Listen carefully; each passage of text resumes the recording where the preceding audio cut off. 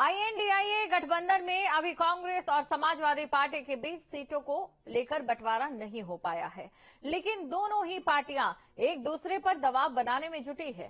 Samajwadi party जहां लोकसभा चुनाव में यूपी में कांग्रेस को कुछ ही सीटें देने की बात कह रही है, तो वहीं कांग्रेस भी अपनी बात पर अड़ी हुई है और यूपी की सभी लोकसभा सीटों पर प्रभारी नियुक्त किए हैं।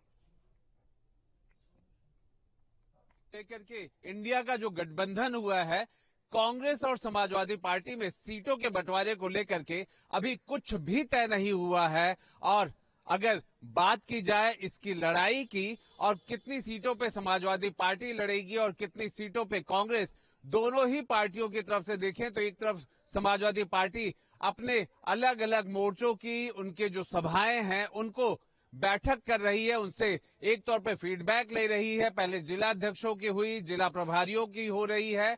और दूसरी तरफ कांग्रेस की बात करते हैं तो उन्होंने हर लोकसभा सीट पर एक ऑब्जर्वर नियुक्त कर दिया है। मतलब संगठन के लिहाज से दोनों एक दूसरे को जवाब दे रहे हैं, पर यह तय नहीं हो पा रहा है कि आखिर सीट पे कौन कितनी सीटों का लड़ने का मन बना रहा है या कितने सीटों पर समझौता हो सकता है।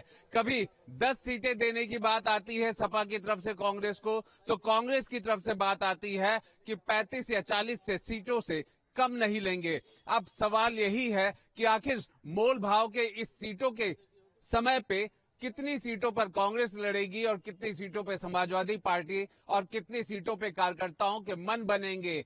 लग तो यही रहा है कि जिस तरह से शुरुआती दौर में ही सीटों का जंजाल हो चुका है, ऐसे में देखना यही होगा कि अंतिम फैसला कब तक होता है और सीटों पर आखिर किसको कितनी संख्या मिलती है। वीडियो जर्नलिस्ट सैफुल हसन के साथ आलोक पांडे, न्यूज स्टेट, लखनऊ। अयोध्या